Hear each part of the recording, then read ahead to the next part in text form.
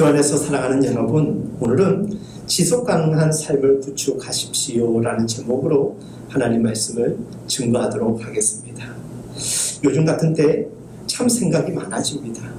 특별히 한국교회가 직면한 문제들이 무엇인지, 코로나를 지나면서 어떻게 될 것인지에 대한 우려와 전망들을 듣고 또 말하곤 합니다.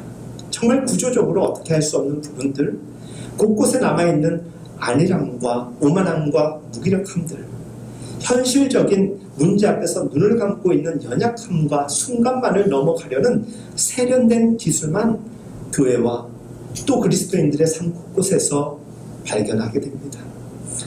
분명 여전히 그럼에도 불구하고 존재하고 꿈틀거리는 살아있는 생명체 또한 있습니다. 우리가 낙담하지 아니하는 것은 절대적 다수가 연약함과 요책을 통하여서 살아간다 하더라도 진리를 사수하며 믿음으로 온전히 살아가는 소수가 여전히 이 땅에서 하나님의 사명에 붙잡힌 바 되어서 기도하며 성령의 능력으로 살아가고 있기 때문이죠. 이런 암울한 상황 속에서도 분명 저는 존재하는 자, 하나님이 쓰시는 사람들, 이 땅에 넉넉하게 하나님이 세우신 줄로 믿습니다. 이들을 통하여서 하나님께서는 지속가능한 미래를 위해 흔들림 없이 준비하고 계심을 저는 확신합니다. 오늘 설교를 통하여서 중요한 키워드 하나를 여러분들과 함께 나누고자 합니다. 그것은 바로 지속가능한이라는 단어입니다. 1987년 노르웨이의 수상인 브룬트란트라는 사람이 우리 공동의 미래라는 보고서에서 앞으로의 인류의 미래를 위해서는 지속가능한 발전이 있어야 한다라고 말하면서 이 지속가능한이란 말이 하나의 중요한 키워드가 되어서 여전히 많은 사람들의 특별히 전문 세미나나 전문 용어에서 많이 사용되고 있습니다. 즉 앞으로의 경제 성장과 발전은 오늘의 필요만을 충족시킬 것이 아니라 우리가 물려줄 환경과 자연 그리고 자연 자원들 이 모든 것들이 지속 가능한 발전이 되었고 또 성장의 요소가 될 수 있도록 오늘과 미래를 연결하는 시점으로 바라볼 수 있어야 한다는 것입니다. 그런 면에서 정말 우리와 우리 시대의 교회는 지속 가능한 교회의 미래에 대하여서 얼마나 준비하고 있는지 생각해 봐야 합니다. 주 안에서 사랑하는 여러분, 교회의 미래를 걱정한다는 것은 결국 사람을 걱정하는 것입니다. 교회가 바로 우리 한 사람 한 사람이기 때문입니다. 우리는 하나님 나라를 위하여 어떤 지속 가능한 비전을 가지고 나아가고 있습니까? 무엇을 준비하고 있습니까? 이번 주 말씀을 준비하면서 지금 나는 무엇을 준비하고 있는가라고 저 스스로에게 여러 차례 물었습니다. 그렇다면 여러분이 여러분들의 인생을 위하여 하나님이 여러분들에게 허락하신 이 삶을 위하여서 준비하려고 하는 것들, 그것을 하나님의 영광을 위하여 어떻게 준비하는 일에 힘쓰고 있습니까? 여러분들은 지속 가능한 이 땅에서의 그리스도인의 삶을 위하여서 무엇을 준비하고 있고 무엇을 감당하고 있습니까? 아니면 한 발자국 물러선 상황에서 관망하고만 있습니까? 아니면 한번 반짝이고 마는 것처럼 일순간을 위하여 살아가고 있습니까? 오늘 말씀은 그리스도인의 삶은 장차 있을 목표를 향하여서 부단히 지속가능한 노력과 다른 박질이 필요하다는 것을 사도 바울을 통하여서 전하고 있는 것입니다. 여러분, 그리스도인들의 목표는 세상의 성공과 다른 것입니다. 오히려 세상의 성공들에게서 맡을 수 있는 악취들을 혐오하고 주 예수 그리스도를 아는 지식의 고상함과 순수함을 지향하는 것이지요. 사도 바울은 빌립보서 3장 8절 말씀에서 그 모든 것들을 배설물로 여겼다라고까지 말하였습니다. 더 이상 볼 것 없다. 더 이상 쳐다볼 가치가 없다라는 것입니다. 그 이유가 무엇이냐? 그럴 정도로 자기가 믿는 예수 그리스도의 가치를 알게 되었다는 것이죠.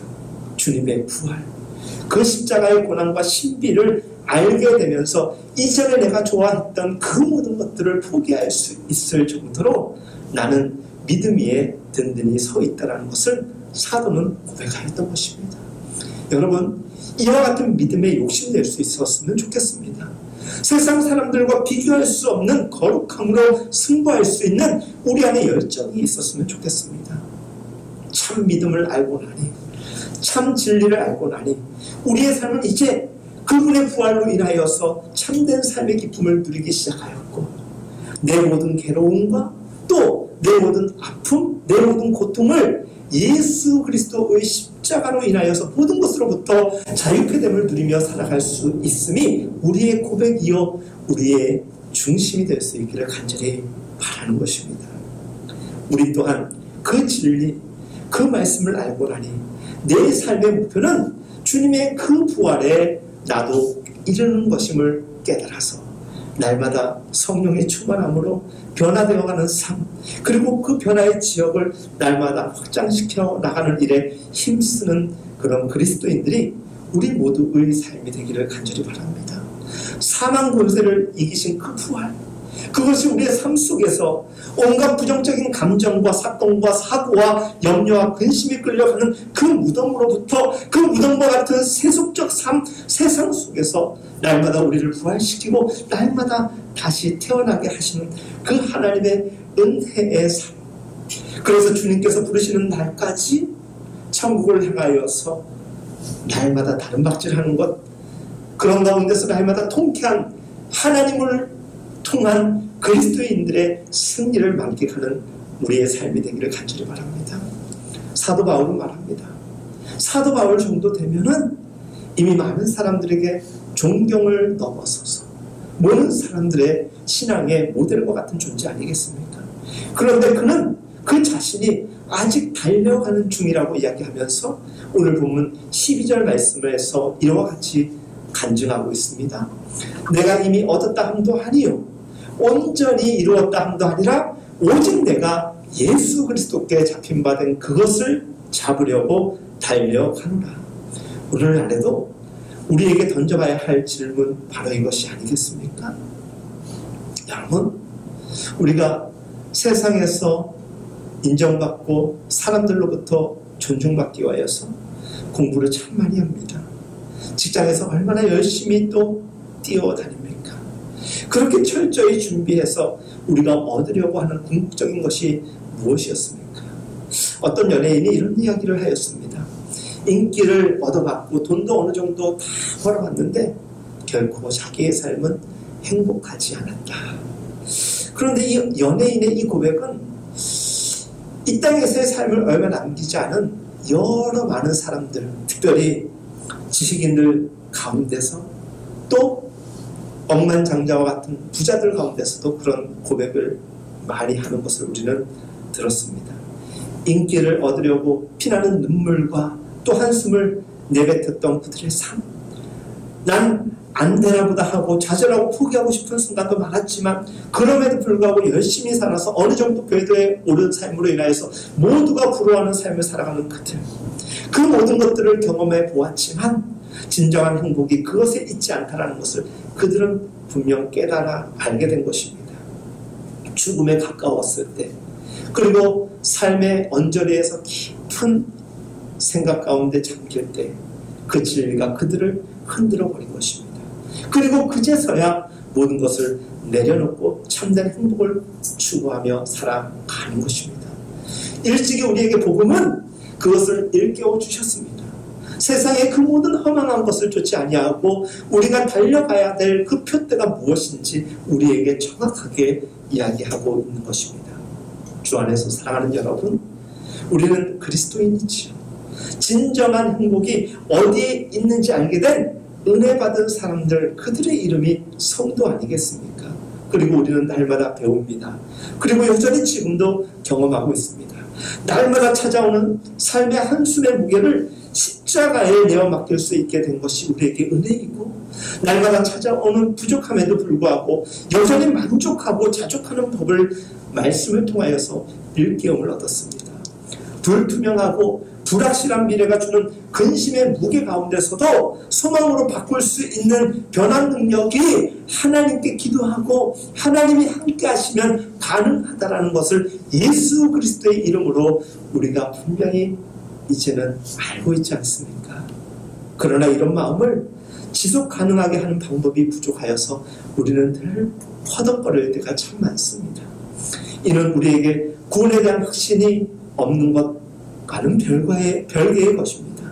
우리는 결코 하나님의 살아계심을 의심하지 않잖아요. 우리는 여전히 우리에게 천국의 소망이 흔들리지 않지 않습니까?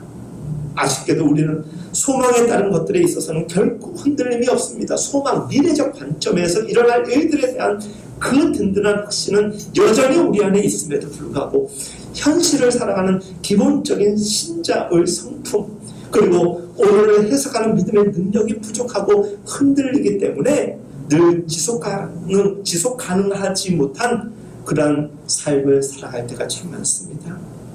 그러다 보니까 늘 일회성으로 은혜를 소비하고 맙니다. 그리고 나서 힘든 순간이 왔을 때에야 어두운 밤이 되어서야 그 밤에 다시 은혜를 찾아 나서곤 합니다. 또한 그동안의 기복적인 신앙생활을 보면 그 신앙들은 하나님을 믿음으로 인하여서 복을 받아 결국 사업에 성공하고 좋은 데 취직하고 합격하고 병이 낫는 등 축복을 향한 믿음이었고 확신이었습니다. 뭔가 잘 될 때 하나님께 감사하고 그리고 그 이상의 하나님에 대한 감사의 고백과 자세로 살아가기도 합니다. 그러나 정작 그런 믿음은 그렇지 못한 경우들을 모두 믿음이 없는 현장으로 해석하는 안타까운 상황에도 우리가 처할 때 많죠. 뭔가 잘 되지 않으면 뭔가 내 뜻대로 되지 않으면 하나님의 임재를 부정하거나 하나님의 살아계심마저도 하나님께 원망마저도 너무 쉽사리 우리 고백할 때가 얼마나 많습니까? 이러한 신앙의 이중성에서 벗어나기 위해서라도 오늘 말씀의 제목처럼 지속 가능한 믿음의 삶을 구축할 수 있는 우리가 되어야 됩니다. 흔들림 없는 삶, 바로 지속 가능한 삶 아니겠습니까? 성경은 무조건 성공을 가장 복된 것이라고 이야기하지 않습니다. 여러분, 창세기의 요셉, 그렇게 순환을 당할 때에도 하나님은 그가 형통한 자라고 이야기하였습니다. 그것은 기복적인 신앙을 성공적인 신앙으로 여기는 이들에게는 피하고 싶은 사례 아닐까요? 저에게서 그와 같은 상황이 있었음에도 불구하고 그는 그 애굽의 땅에서 믿음으로 간구하여서 총리까지 되었구나. 정말 대단한 믿음이구나. 하지만 우리는 총리가 되고자 하는 소망은 있는데 그 애굽 땅에서 근심하며 기도하며 눈물로써 살아가는 그 삶은 내 삶에 이어지지 않기를 바랄 때가 얼마나 많습니까? 이러한 삶의 이중성이 우리에게서 늘 믿음의 온도를 격화시킴으로 인하여서 우리는 하나님 앞에 지속 가능하게 나가지 못하는 것입니다. 사랑하는 여러분, 나중 이야기잖아요. 그건 지금 얘기가 아니라 나중 얘기잖아요. 총리가 된 것에만 의미를 부여하지 그가 형통한 자라고 지칭을 받았다라는 것을 잘 이해하지 못하는 믿음의 우둔함에 우리가 처할 때가 있습니다. 잘 생각해 보십시오. 하나님이 성경 말씀을 통하여서 그가 형통한 자라고 이야기한 것은 총리가 되어서 그때 이야기한 것이 아닙니다. 애국으로 팔려가고 군대 장관의 종이 되었을 때 그럼에도 오해를 받아서 감옥에 갇히는 순환까지 감당하고 있을 그때 하나님께서 요셉에게 그와 같은 말씀을 하신 것이죠. 너는 형통한 자, 형통하게 하나님께서 하셨다. 우리도 다 부정하고 싶을 것입니다. 어떻게 이런 상황이 형통한 삶이고 하나님이 형통하게 하셨다라고 이야기할 수 있습니까? 여러분, 오늘을 바라보면서 하나님의 모든 것을 해석할 수 있다라고 여기지 마십시오. 우리의 지금은 하나님의 전부와 우리 인생의 전체에 관련되어 있습니다. 여러분, 신앙생활은 한순간 반짝하는 것이 아닙니다. 이제는 여러분들의 신앙이 지속 가능한 삶으로 나아갈 수 있기를, 그 지속 가능한 삶의 자리를 구축할 수 있기를 간절히 바랍니다. 성경이 전하는 기름을 예비한 5 처녀의 비유 여러분들 잘 알고 계실 것입니다. 그들은 어쩜 그 누구보다도 지속 가능성을 염두에 두고 기름을 준비하고 있었는지 모릅니다. 요셉은 고난이 왔을 때에도 자신 안에 지속 가능한 은혜를 누리고 있었던 것입니다. 그것을 통해서 그런 말도 안 되는 배신감과 마음의 상처가 그 안에 있었음에도 불구하고 하나님을 여전히 변함없이 신뢰하는 믿음으로 나아갈 수 있었던 것입니다. 5 처녀, 자신들이 예상했던 것보다 훨씬 더 늦어지는 상황에 있었음에도 불구하고 조바심을 내지 아니하고 차분하게 그 밤을 지새우고 있었습니다. 우리의 조바심, 우리의 초조함, 이것은 어쩌면은 신앙적이지 못한 불신앙의 요소로서 생산되어지는 안타까운 면면이 아니겠습니까? 성경은 지속가능한 은혜, 이 지속가능한 소망을 가진 그들 자체가 복이 있다, 그리고 형통하게 하셨다라고 이야기하는 것이지 현상을 두고 이야기하는 것이 아닙니다. 지금 내가 어떤 자리에서 얼만큼의 무엇을 누리고 있느냐, 감사의 거리가 있느냐보다는 우리가 지금의 신앙의 상태가 얼마나 그와 같은 넉넉한 부요함을 고백할 수 있는지, 믿음으로 가득한 그 마음을 바라보시고 하나님께서 형통하셨다, 형통한 자라고 이야기하는 것입니다. 보기에는 볼품없어 보이고 형편없어 보여도 하나님이 바라보실 때는 그 마음 하나는 세상 그 누구보다도 부요하고 풍성한 자, 그 사람 하나님께서는 끝내 이 땅에서 승리하게 하실 것입니다. 성경은 이러한 지속가능한 은혜, 지속가능한 소망을 가진 이들을 복받은 자라고 이야기하고 있음을 꼭 명심하기를 간절히 바랍니다. 주 안에서 사랑하는 여러분, 표대를 향하여 달려가려면 여러분들의 삶의 목표를 향하여 달려가고 있는 그 무엇이 하나님이 정하신 것인가에 대하여서 잘 생각해 보아야 됩니다. 그것을 가능하게 하는 지속가능한 힘이 필요하다면 구하십시오. 기도하십시오. 지속가능한 은혜가 필요하면 그 은혜를 하나님께 구하여야 됩니다. 지속가능한 은혜를 공부받을 수 있는 삶의 습관이 우리의 믿음의 삶이 될 수 있도록 날마다 우리의 터를 둘러볼 수 있기를 간절히 바랍니다. 결국 성령 충만, 이 성령 충만은 늘 내 마음에 주님의 은혜가 지속가능한 상태로 유지케 하는 가장 근본적인 능력, 가장 그러면서도 중요한 힘 아니겠습니까? 늘 마음에 주님의 사랑이 지속가능한 상태에 있을 수 있도록 내 삶을 주님의 영의 다스림이 지속 가능한 상태에 있을 수 있도록 주님 앞에서 늘 살아가시기를 바랍니다.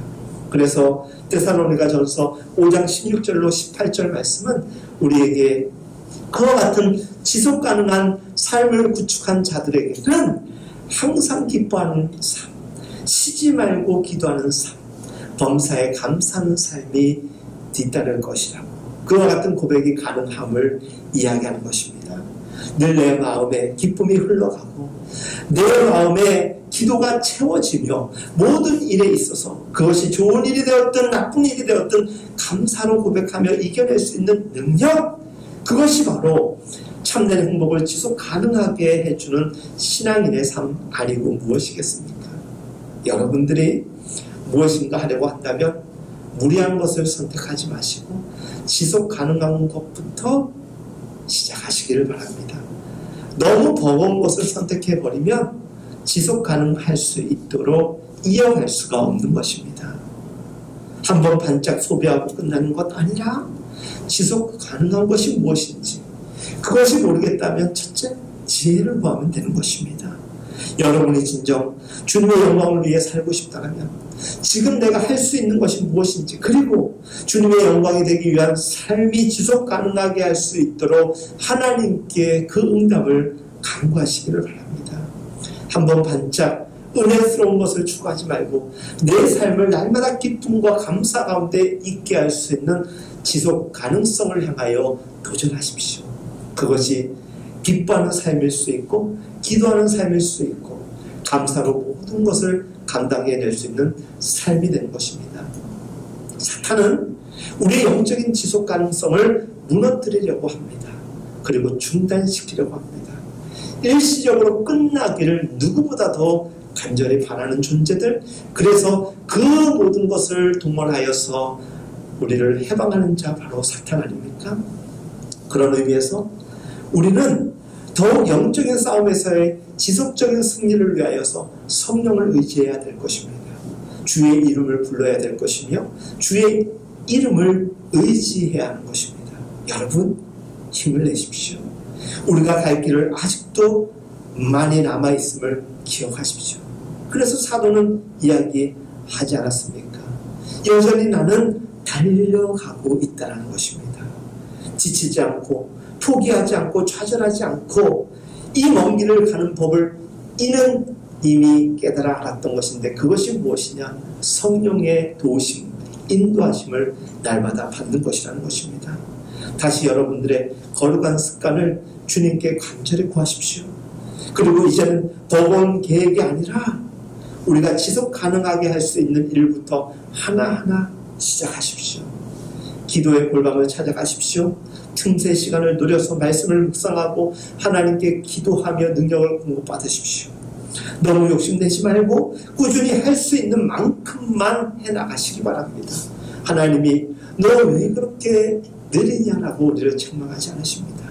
그분은 인자하시고 풍성하신 분이어서 우리를 폭넓은 마음으로 기다리시고 이끌어주시는 분이시지 않습니까?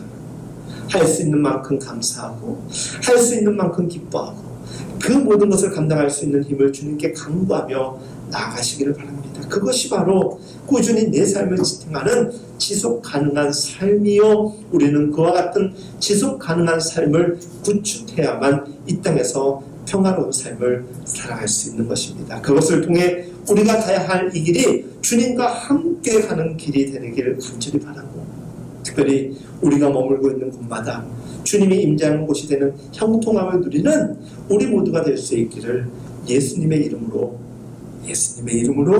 축복합니다. 사랑하는 여러분, 명절 하나님의 은혜와 평강이 함께하기를 원합니다. 특별히 명절이 되었든 일상의 날들이 되었든 지속 가능한 삶을 구축하십시오. 하나님의 은혜 아니고서는 기뻐할 수 없습니다.